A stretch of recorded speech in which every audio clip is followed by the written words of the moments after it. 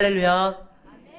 하나님의 은혜가 우리 가운데 함께하기를 예수의 이름으로 축원합니다. 우리 함께 인사하겠습니다. 환영합니다. 사랑합니다. 축복합니다. 요즘에 장례식장에 가면 리무진들을 많이 보게 돼요. 예전에 이런 얘기가 있었거든요. 미국 사람들은 한 번은 리무진을 탄다. 그 한 번이 언제냐? 장례식 운구 차량이 리무진이에요. 근데 우리나라도 요즘에는 그러더라고요. 많은 장례식장에서 고인에 가시는 길을 이게 편하게 모시겠다고 리무진들을 이 서비스로 아니면은 뭐 어느 비용을 통해 가지고 아무튼 그렇게 제공을 합니다. 제가 장례식을 가가지고 영락공원에 가게 되면 이제는 버스들에서 이 운구를 하는 것보다 리무진에서 그 고인의 그 마지막 그 가는 길을 이렇게 운구하는 장면들을 보게 돼요. 왜 많은 사람들이 그 고급차에 그 시신을 안치해가지고 이동을 할까요? 고인에 대한 최고의 대우와 예우를 보여주기 위해서 유족들이 그만큼 이 죽음에 대해서 굉장히 아쉬워하며 또 죽은 이를 생각하며 그를 정말 사랑한다는 모습을 알리기 위해서 그러기도 해요. 그런데 그 리무진에 한계가 있습니다. 그 마지막 도착하는 곳이 어디냐? 고인을 묻는 거예요. 화장터 아니면 장지까지 가는 거예요. 다시 그 고인을 태우고 올 수가 없어요. 오늘 본문에 보면 리무진 말고 최고급 무덤에 예수님의 시체를 안치하는 장면이 등장을 합니다. 그 무덤의 원래 주인은 아리마대 요셉이라는 사람이에요. 그는 공회원이었었고 그리고 유력한 자였고 부자였어요. 그 당시에 바위를 깎아서 무덤으로 만드는 건 일반 서민들이 할 수 있는 게 아니에요. 이 아리마다 요셉이라는 사람은 자기의 죽음을 좀 더 품격 있게 만들고 자기가 죽은 후에 안치된 것을 통해서 많은 사람들이 자기를 좀 존경하기를 원했었던 것 같아요. 그래서 그렇게 준비를 했는데 예수님이 죽으셨을 때 그는 그 자신이 준비한 그 무덤을 예수님께 내어드립니다. 근데 이것이 그냥 내어드리는 것이 내가 좀 가진 게 있으니까 그래 내가 예수님 한번 모시지 뭐 이런 가벼운 생각으로 한 게 아니에요. 한국 영화 역대 3위의 흥행 기록을 세운 왕과 사는 남자라는 그 작품이 있어요. 제가 원래 단종에 대해서 잘 몰랐다가 그 영화를 통해서 관심을 많이 두게 되었습니다. 그래서 역사서를 좀 읽어봤어요. 조선왕조실록 그 500년 관련된 책이 집에 있길래 그걸 또 제가 오랜만에 봤어요. 영화에도 등장을 하지만 세조가 자기의 조카 그 단종을 죽게 했을 때 왕의 지위를 박탈해서 노상군이라고 강등시키고 그를 죽였을 때 그의 시신을 거두게 하지 못하게 했어요. 강물에 띄워라. 누구든지 그 시신을 거두면 삼족을 멸한다. 그러니까 아무도 그 시신을 거두지를 못해요. 이때 어몽길이라는 어몽길은 어몽도 맞죠? 어몽도 어몽도라는 사람이 그 어몽길의 조상이라고 하더라고요. 이 사람이 촌장이었었는데 그 시신을 거둬요. 왕의 명령을 어기는 거잖아요. 그래서 정들었던 고향을 자기 아내와 아들들과 함께 떠납니다. 이름도 지워버려요. 흔적이 남겨지면 안 되니까. 지금 아리마대 요셉이요. 예수님의 시체를 달라는 건 이런 상황 가운데 있는 거예요. 예수님의 제목이 유대인들은 참남죄, 하나님을 모욕했다라고 예수님을 사형 선고를 내렸어요. 어떻게 하나님의 그 거룩한 이름을 함부로 부르는 것도 죄가 되는데 자기를 하나님의 아들이라고 말을 하느냐? 참난하다. 사형을 선고했지만 집행은 못해요. 로마의 지배를 받고 있기 때문에 사형은 로마가 집행을 해야 돼요. 그래서 빌라도에게 끌고 가서 예수님을 막 십자가에 못 박아 죽이라고 할 때 그 제목이 바로 밀란, 소동을 일으킬까봐 반국가적인 어떤 행위로 인하여 죽는 것처럼 제목을 그렇게 씌운 거예요. 국가 반역자로 죽은 거예요. 그런데 아리마대 요셉이 빌라도한테 가서 뭐라고 합니까? 그 시체를 달라고 합니다. 예수님의 시체는 그냥 다른 시신들과 함께 엉켜가지고 방치되면 안 된다. 음악의 신동이라고 하는 볼프강 아마데우스 모차르트, 그 모차르트의 시신은 어디에 있는지 몰라요, 사람들이. 왜냐면 그가 죽었던 1791년에 그가 죽은 다음에 그는 가난하기도 했지만 그의 유해를 안치시킬 그 무덤을 만들 수 있는 상황이 아니어서 합장을 해버렸어요. 그래서 유해를 이게 모차르트 시신이라고 이야기할 수가 없어요. 뒤죽박죽 되는 바람에. 아리마대 요셉이 예수님이 죽으셨는데 그 예수님의 시체가 다른 시신들과 뒤엉켜 있으면 안 된다. 그는 존귀한 분이다. 나의 죽음의 품격을 위하여 내가 그동안 준비해놨었던 이 새 무덤, 아무도 사용하지 않았던 내가 들어갈 그 무덤을 주인을 바꾸려고 해요. 예수님을 안치시켜야 되겠다. 그리고 달라는 거예요.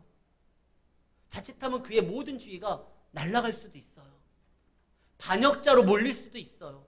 그러나 아리마다 요셉은 그거에 대해서 신경 쓰기보다 자기가 정말 바라고 따라야 돼. 그리고 그는 어떤 사람이라고 되어 있습니까? 51절에 보면 그들의 결의와 예수님을 모함하고 공격하려고 했던 사람들과 함께하지 않았어요. 그들의 그런 잘못된 거에 찬성하지 아니하였고 그는 어떤 사람이라? 하나님의 나라를 기다리는 자라. 이 예수는 죽었지만 그를 통하여 하나님의 나라가 내가 그렇게 기다리고 꿈꿨던 나라를 가지고 오실 분이다. 이분으로 인하여 임하게 될 분이다. 비록 사람들이 그것을 이해하지 못하고 나를 공격한다 할지라도 그분을 향한 나의 마음, 나의 믿음을 멈추지 않겠다. 근데 이때 아리마대 요셉만 그런 게 아니에요. 또 한 사람이 등장을 해요. 요한복음 19장에 보면 이 아리마대 요셉과 함께 같이 그 시신을 요구한 사람의 이름이 거론이 됩니다. 그가 바로 니고데모예요. 이 본문 혹시 안 나오나요? 요한복음 19장 39절 일찍이 예수께 밤에 찾아왔던 니고데모도 모략과 침향 섞인 것을 100리트라쯤 가지고 온지라. 예전에 니고데모는 사람들의 시선이 두려웠어요. 예수님이 보통 분이 아니라는 걸 알았어요. 근데 그는 공회원이에요. 유대인들의 지지를 통해 가지고 그 자리에 오른 거예요. 근데 유대인들이 정치, 종교 지도자들이 예수님을 미워하거든요. 그와 가까이 하면 괜히 자기 위치도 흔들릴까봐 사람들의 눈에 시선을 피해서 밤에 찾아갔던 그 니고데모가 지금 뭐합니까? 아리마대 요셉과 함께 낮에 찾아가서 빌라도에게 그 시신을 달라고 요구를 합니다. 뿐만 아니라 예수님의 시신을 그냥 방치할 수 없다. 부자의 무덤에 누이는 것뿐만 아니라 내가 그 시신을 또한 제대로 안치하기 위해서 그의 장례를 준비하기 위해서 모량을, 침향을 100리트막 가져가요. 이게 어느 정도의 양이냐? 33kg예요. 그냥 부어버리는 거예요. 예전에 마리아가 예수님의 그 발에다가 그 향유를 부은 적이 있어요. 발 정도 붓는 정도예요. 그래도 그것이 엄청난 가격이었기 때문에 주변에 있던 제자들, 특히 가룟 유다가 이게 얼마나 비싼 건데 300데나리온이나 되는 돈인데 일반 사람들 보통 1년 연봉인데 이것을 왜 발에다 부어 가난한 사람에게 나눠주면 되는 것이지. 그때 예수님이 뭐라고 합니까? 이 여인은 나의 장례를 준비하는 것이다. 근데 마리아 정도가 아니라 이 니고데모는 33kg을 가지고 오는 거예요. 이건 그 당시에 왕이나 국가적으로 굉장히 중요한 인물들의 장례를 치를 때 사용되는 그런 정도의 양이에요. 너희들이 비록 예수를 죽였지만 이는 그냥 죽을 뿐이 아니다. 이렇게 버려질 뿐이 아니다. 이거는 왕의 죽음이다. 우리 인생에서 가장 중요한 분의 죽음이다. 이걸 알리는 거예요. 겁쟁이 니고데모도 그 다음에 예수님을 죽이겠다고 결의가 되었을 때 그걸 찬동하지 아니하고 끝까지 반대했지만 힘이 약해서 예수님이 죽는 그 순간을 지켜보기만 했었던 아리마대 요셉도 이젠 담대하게 시신을 요구합니다. 이 일로 인해 내가 곤란을 겪는다 할지라도 우리는 그 예수님을 끝까지 따르겠다. 그가 하나님의 나라를 가지고 오실 분이다.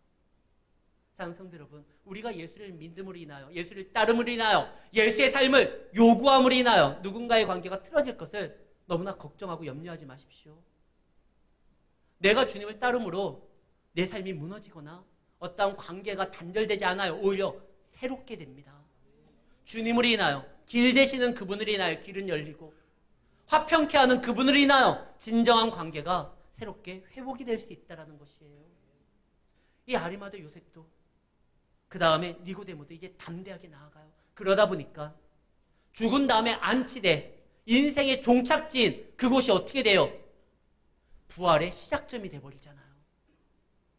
자기가 아무리 열심히 준비했다 할지라도 그건 죽음을 맞이하는, 우린 계속 죽어가고 있잖아요. 지금 어제보다 오늘이 죽음에 더 가까워지고 있잖아요. 우리가 준비할 수 있는 건 우리가 맞이할 죽음밖에 안 돼요. 거기에서 끝나요. 그러나 내 삶에 주님을 모셨을 때 이젠 주님의 부활로 인하여 내 삶이 영혼으로서 바뀌게 되는 것입니다. 여러분들 주님을 모십시오. 그 주님이 십자가에 달려 아무것도 못하고 옴짝달짝 못하고 그분에게 다가오는 사람들을 품어주지도 못해요. 십자가에 못 박혀 있기 때문에. 그분을 찾는 자한테 다가가지도 못해요. 발도 못 박혀 있기 때문에. 그러나 그분은 그 아무것도 못하는 것처럼 보이지만 실제로 모든 구원을 완성하십니다. 그분이 흘리신 피로 인하여, 그분의 생명으로 인하여 그분을 믿는 자녀들에게 영원한 생명을 주셨어요. 실제로 예수님이 십자가에 달려 그 모든 것들이 한 사람의 책임 하에 진행되는데 그게 백부장이에요. 예수님이 십자가로 골고다까지 가는 데 있어서 책임을 맡고 예수님의 손과 발에 못을 박도록 지시를 하고 다른 사람들이 접근하지 못하도록 경계를 쓰고 이 모든 것을 한 것이 백부장이에요. 근데 그가 예수님이 달렸을 때 뭐라고 고백합니까? 오늘 본문 말씀에 보면 그가 예수님의 십자가의 달림을 보고 그는 실로 의로운 사람이다. 47절. 백부장이 그 된 일을 보고 예수께 영광을 돌려 이르되 이 사람은 정녕 의로운 사람이라.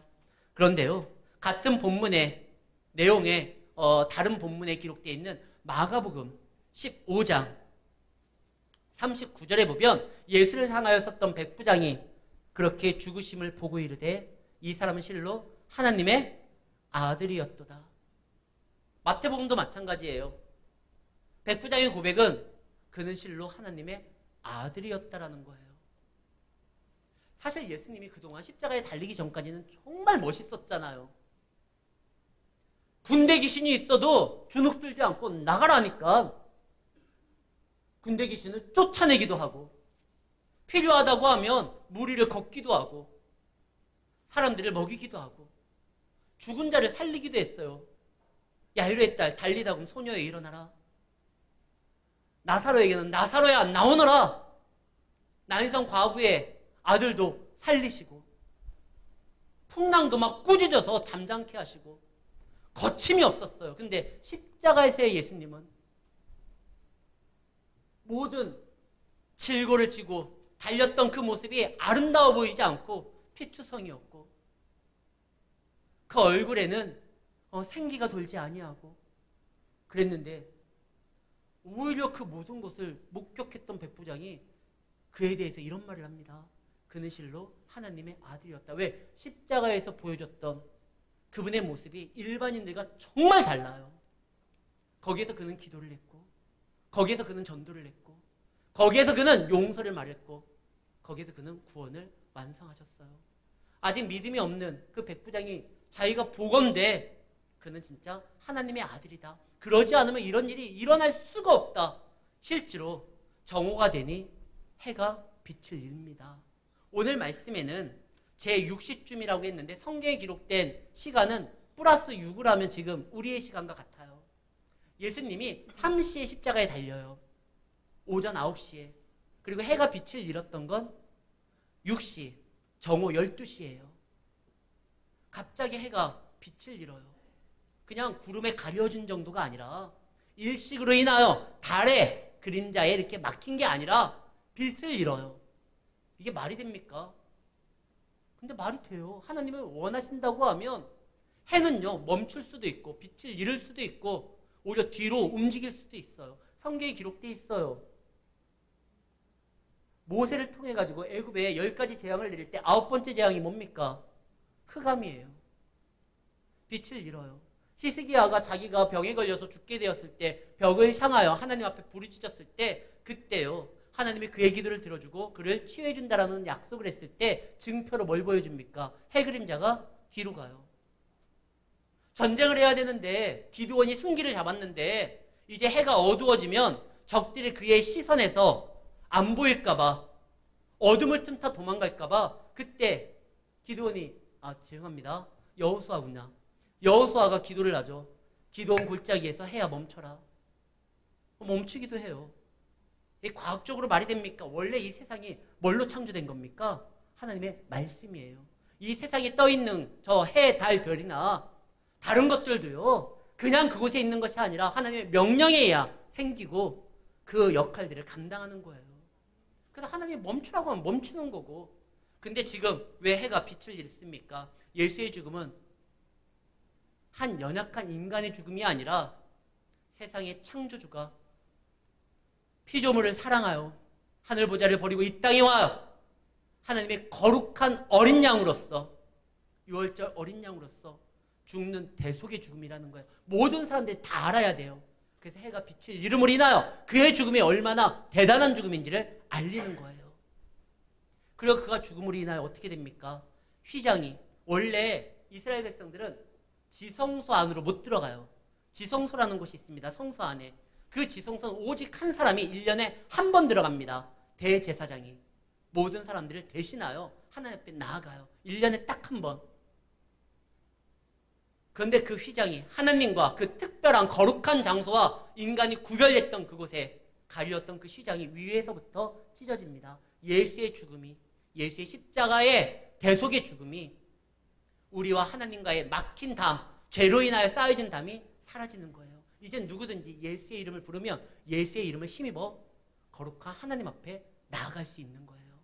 그래서 이 예수의 죽음, 예수는 십자가에서 아무것도 못한 게 아니라 휘장을 찢었고 그 다음에 모든 사람들에게 하나님께로 나올 수 있는 구원의 길을 완성하셨던 거예요. 이걸 보니 백부장이 고백할 수밖에 없어요. 그는 정말 하나님의 아들이었다.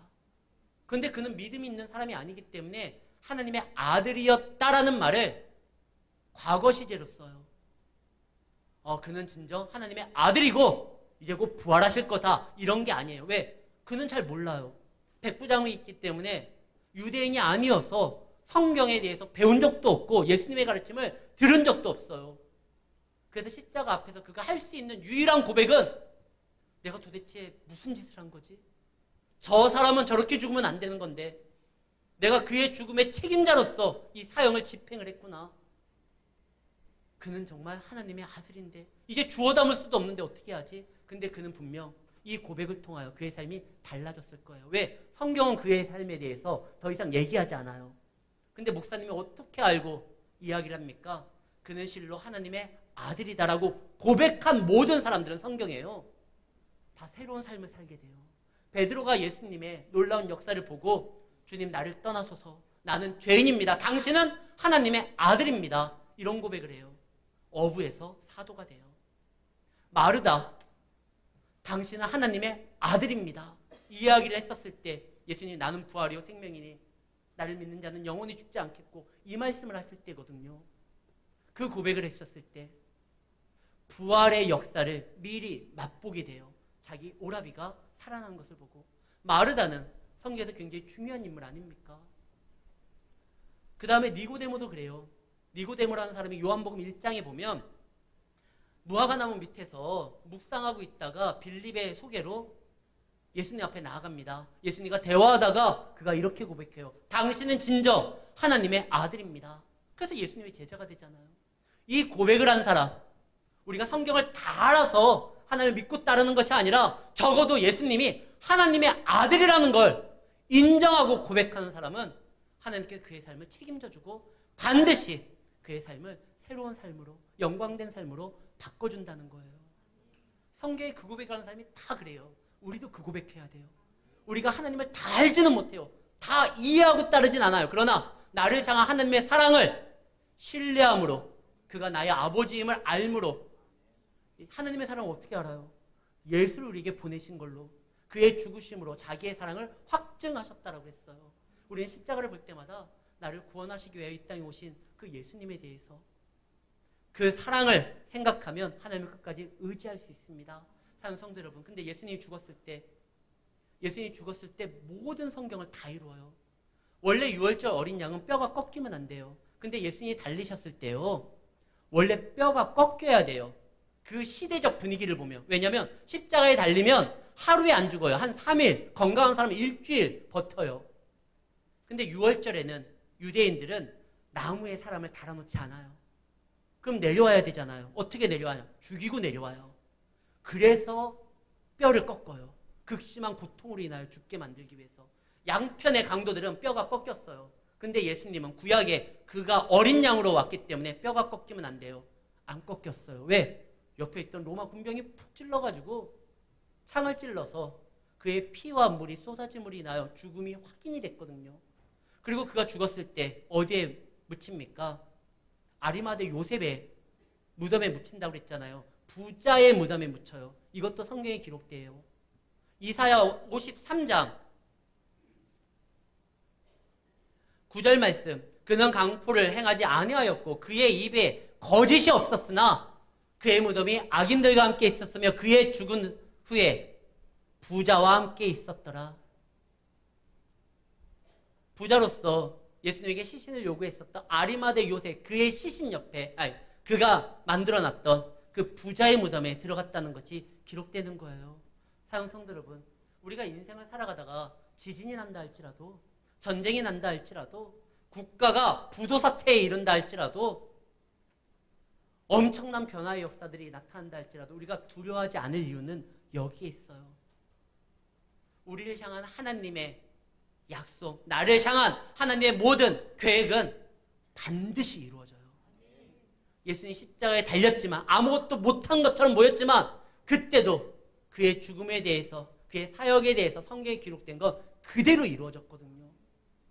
하나님은 우리를 사랑합니다. 우리에 대한 진심이고 우리에 대한 모든 내용들을 우리에게 약속한 이 성경에 기록하셨습니다.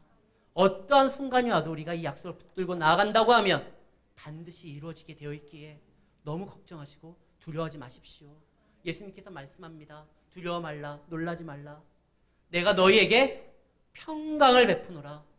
예수님이 부활하신 후에 제일 먼저 하셨던 말이 뭐예요? 너에게 평강이 있기를 원하노라. 그의 죽음은 우리에게 생명을 줬고 평강을 줬습니다. 예수의 십자가의 죽음은 우리에게 부끄러움이 아니라, 예수님의 사역의 실패가 아니라 우리를 향한 하나님의 능력이요, 우리를 구원케 하기 위한 하나님의 지혜의 역사였던 거예요. 사랑하는 성도 여러분, 십자가를 볼 때마다 하나님 앞에 감사하며 주님 앞에 믿음으로 나아가 끝내 승리하시는 우리 성도님들이 되시기를 예수의 이름으로 축원합니다.